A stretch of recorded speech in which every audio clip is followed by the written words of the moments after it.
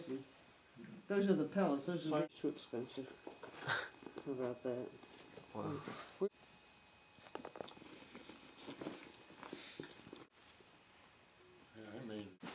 We'll get to the tattoo. We'll get you to show it, and we'll get you to. Stay in the back. What is your full name? Mike J.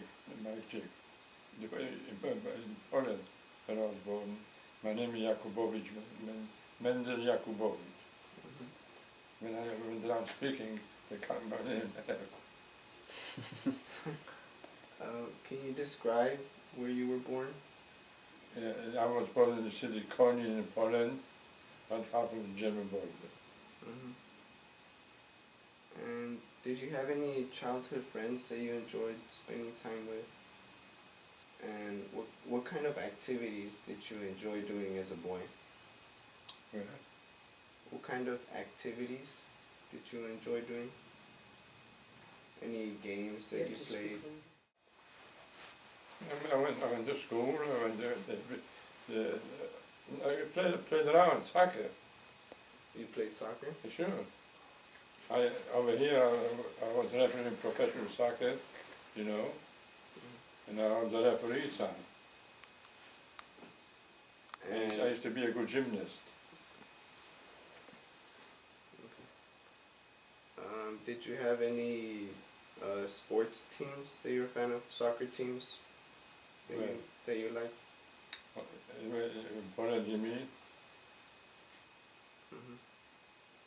Do you mean now or when he was in Europe? When you His were famous soccer teams. when you were in Europe. Yeah. What were they? The soccer teams that were in Europe, when you were still in Europe after the war. Yeah. Were there some famous soccer teams? I don't know. You don't remember? What was your favorite part of school? So, we played soccer. Can you describe your family to us? I had a mother and father. I got 3 brothers and 2 sisters. And approximately 85 relatives. I'm the only survivor. What were the most memorable and important traditions of your family? Very, very nice family. That's all I can say. Okay. How old were you when the Nazis invaded Poland? In 1939, September 1939, they invaded Poland. How old were you? 1939. How old am I? You were 14. You were going on 15. What were your thoughts over it? What was going through your head during the time? What were your thoughts? What were you thinking during the time? Do you remember what you thought about when the Nazis invaded Poland? Here you're a I didn't teenager. think nothing about it. Did you have any I didn't want thoughts? it to know about it. I made myself weak. You know. I survived. Excuse me. I survived on 3 things. I never gave up hope. I never gave up my belief. I was always positive. This gave me strength. And what types of changes occurred, or what types of changes did you notice when the Nazi Party came into power? They made a ghetto. You had so much you think you get out of the home, you know. That's all that happened. They made a ghetto. Okay. And how did the people around you treat you whenever the Nazis came into power? When the Nazis came to power, when the Nazis came into the city, how did your friends treat you? Did they change? Were the same? How did they treat you? Who? Your people that you grew up with and your neighbors. Didn't think about it.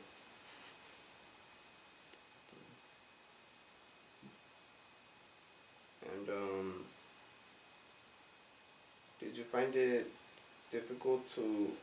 How old were you when you finally started thinking about the Nazis and thinking about the problems that were occurring? I try to say, one of us is say, Mike, don't get away. Have hope, have belief, think positive. It was always in my mind. Das gave me the strength.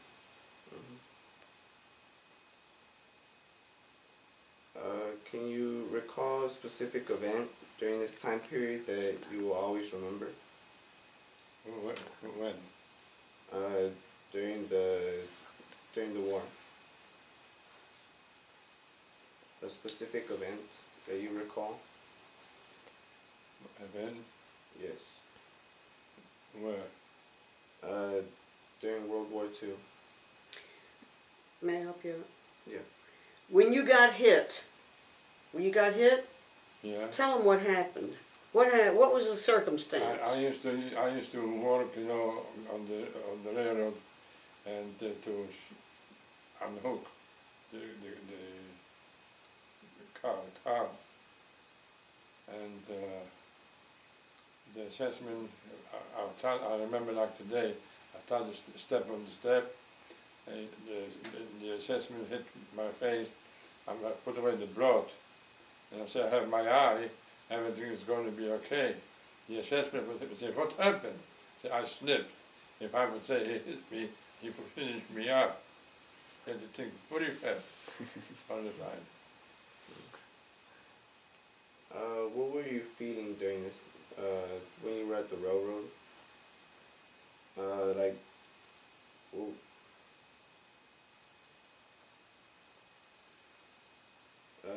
did you lose any family members, friends, loved ones? Okay, in 1942, I lost my mother, my father, 2 brothers and 2 sisters, the age of my relative. They used to select people, and I looked over on my left. You know, I said to my brother, I said, come on over. He came over, you know, and I want to get another brother, my family. They didn't know. They said, don't worry about it. I said, if I find out where you went, I can almost follow them. That's all that happened. And how did you feel? How did I feel? I never thought about it. And you want not thinking, how will I survive? Mm. So you suppressed your emotions in a way? Did you make it feel that you had to not think in terms of emotion? Is that it? I mentioned before. You know, Well, was that throughout the time? When did you decide that? what? That you couldn't allow yourself to worry about things and you couldn't allow yourself to feel? At the time that the Nazis marched into us, they might say right away. Did you ever think that something like this could happen before it did happen? Okay, you mean it happened again? No, did you think that something could happen like that before it happened? They can, no. I never thought about how to go out and get some food. What did the local people do around you? What were their actions, their feelings, their thoughts over the Nazis coming into power? They always stood away. You know, they didn't want to meet him. Because if they meet you, they knock you down. So they were oppressed. What was the punishment of people that resisted the Nazi power? What happened? They get shot. You got shot? Yeah, sure. And did you seek refuge anywhere in your hometown? What do you mean? Um, Did you try to hide? Did you Me? try to avoid? How did you try? Did you try to avoid the Nazis or trying to see them? What did you do? How did you deal with that? Myself? Mm-hmm. I was going around and see, I was blind, they couldn't recognize I'm Jewish, you know. And I used to walk around, used to walk out from the ghetto, you know, to begin some food. And then I did a lot of things. in what other ways did your your normal life change after the Nazis? To me, Yes, didn't change nothing. it didn't change. It was giving me the strength, as I mentioned before, hope and believe in things possible. Did you keep going to school after? No school. They didn't let you go to school? Mm-hmm. Why is that? And Why didn't they let you go to school? because they didn't want to get out mixed up with the Polish kids.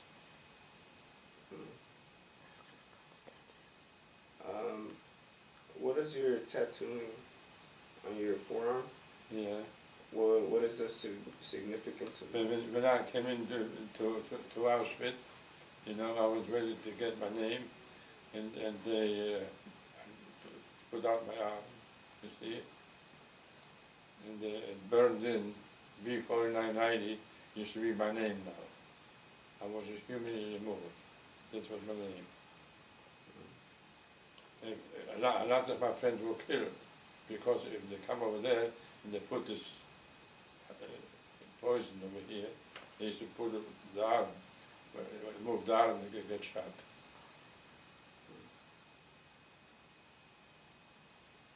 And were you forced to go to a concentration camp? Was that for? I didn't not to work, they took me. I'm sorry? They took me, They took you? yeah. Which concentration camp were you forced to go? I was Auschwitz-Birkenau in Poland, Mauthausen, Gusenthal in Austria. There were 4 dead camp. And can you describe the camp?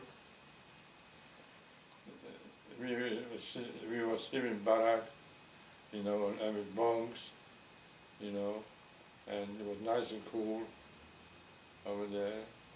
You were not allowed to play. If they catch you play, you were dead, you know.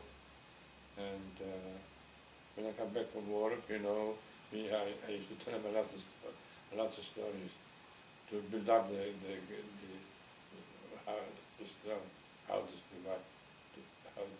how to survive. And most of my friends, always when I come back from work, used to surround me. It was really what I had to talk about. What was the day like whenever they took you to the concentration camp? What do you mean? What was the process? Did they just, I went to work, all kind of jobs. Because I built on highways, I built, you know, outside, cleaning the streets. I was working on the Holzer. And we used to go from house to house to clean out what the people left behind. I remember like today, there was built new homes going to the beautiful park, you know. And now they're putting it inside, German families. One day we went into a house, we hear children screaming. And he said, let's go see what's going on. The parents left the children, hoping the neighbor would save it, send them to Germany and grow up as Germans. They didn't, because they were afraid. They pick up the children. I picked up the children, and I went outside, I went to put it on the sidewalk. And she says, no, take it upstairs, because anyone who was hiding, or anyone, you know, my mind is going too fast.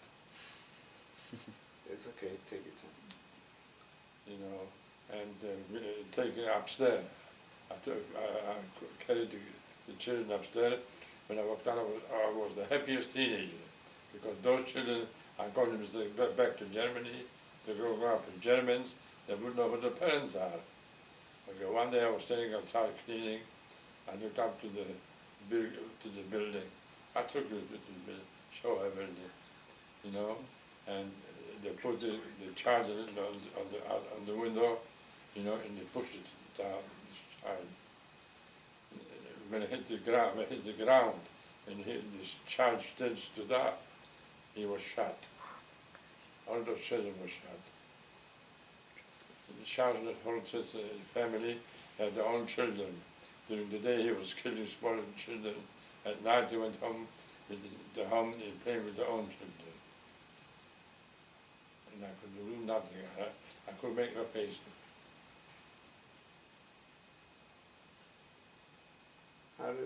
How did they transport people to the concentration camps? And, you know, you went to our museum in Dallas.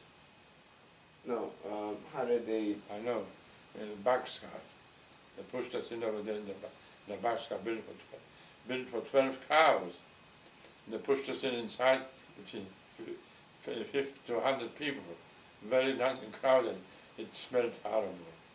If they had to go, they were going on do it on due. You know, that's what's going on day in, day out. And what happened when they dropped you off in the concentration camp? Drop me off? Yes. Can you describe? What do you mean? When they transported you from your home to the concentration camp. They put us in the boxcar. And every time I didn't know where they were going to take me. Until I found out me in Auschwitz. That was got my name. B4990. I was a human at all. I was a number. Right over here. It's got scars on my face. I thought it was a boo. When you got to Auschwitz, when the train got to Auschwitz, what was it like when you got off the train? You didn't think. To be honest with you, I didn't think about it.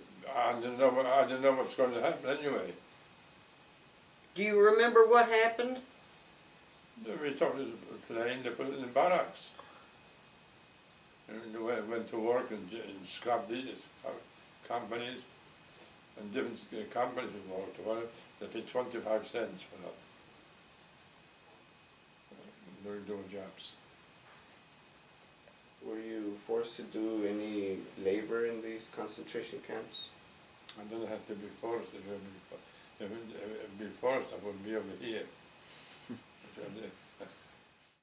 How did you get out of the concentration camp? In 1945, May the 5th, the Americans liberated me, the Thunderbolts, and when I walked out, you know, right away I walked out from camp and stop on the streets and tell people who I am, you know, and tell them what really happened. They say, people pass by, don't listen to him. People say, don't worry about it, go ahead and talk about it. You know, we have so many people still trying to do something. If anybody approach you never happened, please stand up and speak up. Don't be silent. At the moment you are, God forbid, it can happen. How did you feel once you got out of the concentration camp? I was inside was smiling. And now you say you're a free person, you can go anytime you want to. I remember like today, when the Americans came in, on the French, on the Russian, they show us, you know, bones and skin. And they gave us lots of food. I said to my friends, don't eat too much. If you're going to eat, you're going to be over here. You're feeling a doctor again. Oh yes, they started to eat a lot, the stomach couldn't take it. They busted up and they died. And I was sitting, I can see like today we sit over here. a bunch of my friends, and we talked about you know what's going to happen and everything. I said, how do you know? I said, I'm here, a guy comes on, Mike, I caught the chicken. I said, what did you do with the chicken? I killed it. I took out the feathers and I started cooking. It smelled beautiful. The fat, you can see fat dripping out. He had the glass, he caught the fat. I said, what are you going to do with it? Nothing. He said, he's tired, he's going to the barrack. You know what he did? He drank the fat. And when I come back, I say, with my friends, I say, you see, his stomach busted up. Anytime I have a friend come with a loaf of bread, you know, and he start to get away with it, I say, come over here. I hit him, I get the loaf of bread. What are you doing? I start to cut smaller, tiny pieces and give it to them. Because I didn't want them to eat too much. What were you fed at these concentration camps? A small slice of bread, not bigger than this, a Zatz cafe, synthetic coffee, every day, very little food, very little food. I never stole nothing in camp. You know why? Stealing was a dirty work. Organizing was more sophisticated. Oh, that's a humor. And after. And were there just men and women, or were there children? Who was at these concentration camps? Who was at these concentration camps? Who was there? Oh, everybody. Jewish and non-Jewish were in this camp. You know, if you didn't like it, you looked the wrong way, they put you to concentration camp. Be very careful. How were the people housed in the concentration camps? And what? Was it men, women, and children all in one room? No, children wasn't at all. Women were in different barracks. You know. And where did you live right after you got out of the concentration camp? I went to Germany, meeting about the economy, not far from the Austrian border, because I used to like to ski. You know, that's what I did. I went to a lady from the Jewish Federation, and she gave me some food. I did it pretty good. I mean, my friends always say, thank you to Mike Jacob, we are alive today. I always used to uplift the spirit, you know, give him this thing. Again, hope and believe in things positive can be going. Never forget. Always think positive, don't think negative. Did you have to get a job after the concentration camp? I used to be a gymnast. I went to the Jewish Federation, to the gym, I teach them all calisthenics. And that's what got not too much money.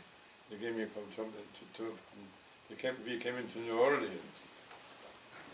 After I came to Orleans, they gave me $100, $70 tax. You said you went to New Orleans? Yeah, I came to New Orleans first, after the liberation. Well, excuse me. After liberation, and you in Mittenwald, Right. you said you go back to school at any time? No, never back. Didn't you go back and get sports training? Who? Didn't you go back and go for some training in athletics? Where? In school? Mm-hmm. That's where we used to be outside, like 1, 2, 3, 4, 1, 2, 3, 4. Never did all the exercise. Mm-hmm. And how did you get to New Orleans? A boat from Germany. The Jewish Federation, we were at the Jewish Federation in Europe, and you talked to the social worker. What did they tell you? No, no, Do you remember that? Huh? Do you remember that? Do you want me to fill in the blanks? no. Yeah. When he was still in Europe, and you had Jewish agencies in Europe helping to rehabilitate the survivors, you had displaced persons camps. He did not go to a displaced person camp. He was able to go back and take a course in physical training, in physical education. And then he started teaching when he was still in Europe.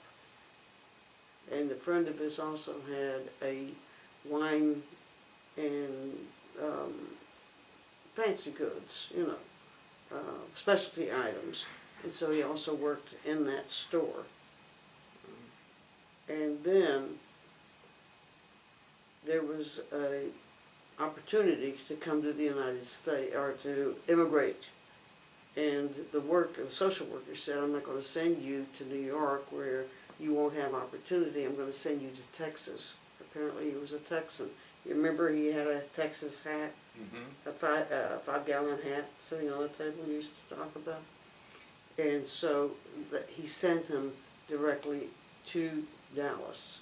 And the Jewish Family Service, which is a Jewish agency here in Dallas. Service? Jewish Family Service. Oh, It's service. Still, Oh, okay. the agency is still here. It's grown, of course. Mm-hmm. But the members, you know, the social worker helped Mike find a position. And he worked as in a plumbing warehouse. And it was a distributor for plumbing supplies. So he worked there during the day, but then he came to the Jewish Community Center that was then in South Dallas, and we had a recreational program. And he had had training in athletics. And so he taught in the evening, he taught 10 and 12-year-olds athletics and gymnastics. So that's what he did initially when he came to the United States. Can you tell me about the process of assimilating to American culture? Very easy. Like I never been very, always the right thing. How did you learn English? When I was teaching the kids, you know, calisthenics, you know, this was very slowly in English. That's what I learned English. Very good. It was little kids. And did anyone that you knew come along with you to the United States? And Did anyone come with you from no, Europe? we all separated. And what are your motivations for touring and lecturing about the Holocaust? Because we have so many elements all over the world. They say the war of concentration, the war of gas chambers and crematorium. You know, I'm a Holocaust survivor. I'm speaking like to you, you know, what really happened that nobody can deny. So if anybody denies it never happened, please stand up and speak out.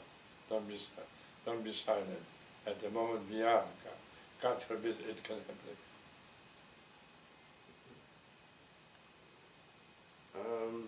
Can you tell us about your book? I was born December 1924. I'm 89 years old now, young. He asked you about your book. Where's the The book? question was about the book you wrote. Oh yeah, you know, I used to speak in schools, and they said, Mr. Jacobs, why don't you write a book? I said, why? Because when we get married and have children, no Holocaust survivors will be around, you know, and when you speak, they listen to you, hoping they will Now that's the book I wrote, How I Live Now, Surviving as a Teenager. And this book is more written, not hateful. I didn't write this book with hate.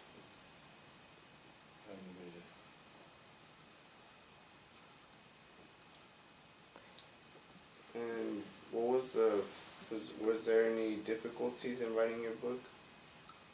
No.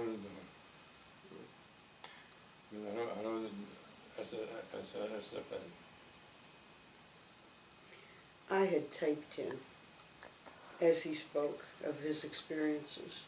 I had a lot of students, go and tape me without me knowing that they're going to be.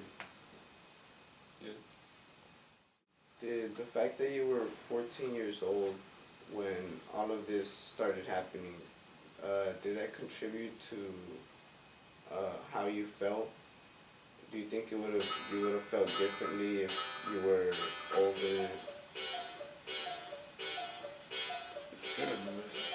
I'd be different. I mean, here, anything what you did, you were scared. You were scared? I wasn't scared. I would be scared I would be over here today. Do you think your age, the fact you were as young, I think that's what your real question is, the fact that you were as young as you were made a difference as to how you felt, that you didn't feel fear? If you'd been 20, would you have been fearful? No.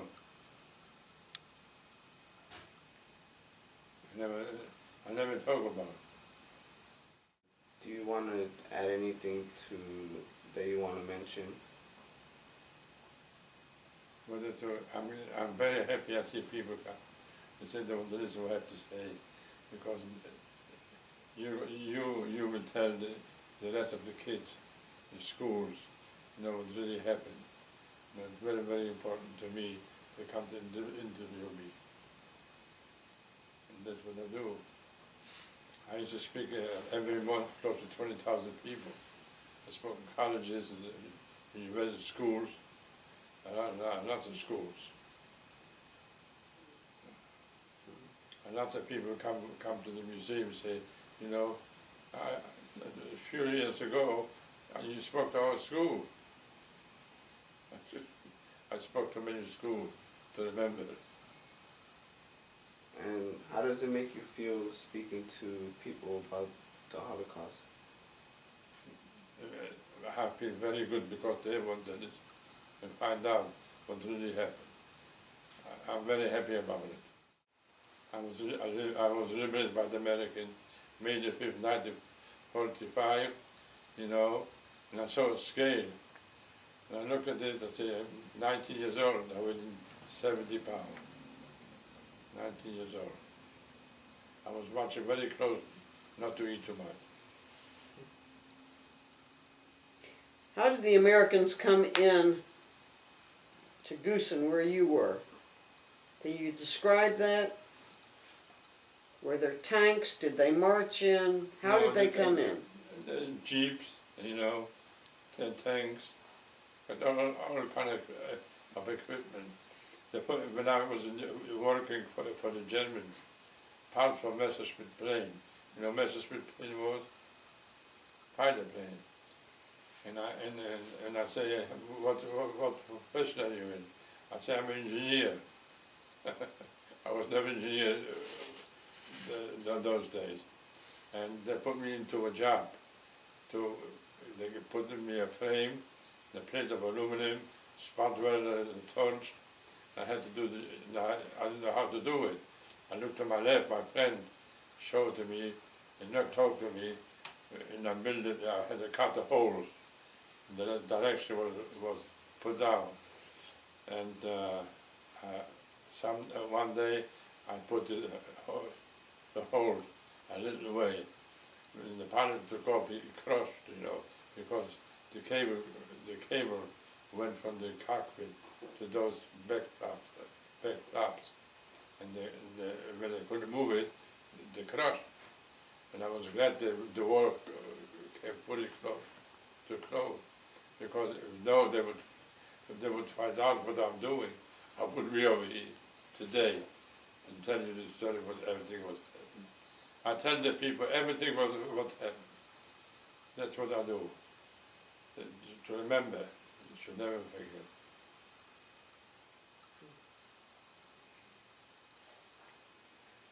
The figures on those planes that they sabotaged show that 30% of the Messerschmitts, they were bombers actually, would take off and they would crash. And they actually had those estimates, the statistics during the war and after the war. So it's a pretty good indication that they were able to, in fact, sabotage the planes, and it was effective. Tell us about the cyanide. This, I was told by my friend at the cleanup, they had some holes in the wall. They used to pull in those cyanide. And there was a lot of people, and they were sweating, and exploded very quick. And they killed. They put gas in there as well.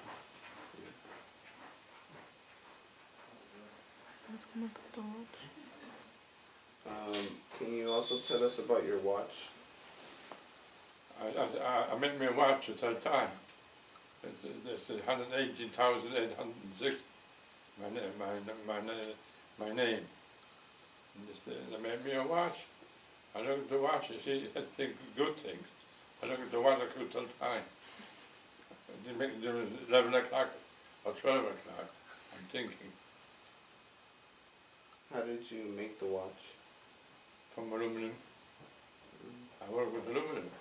If they would catch me doing it, I wouldn't be over here today. If they catch me with the watch, I wouldn't be over here today. So you were the only one that made a watch? You were the only one that had a watch? No, I don't know. I don't think so. Because everybody would be afraid to do it. I wasn't.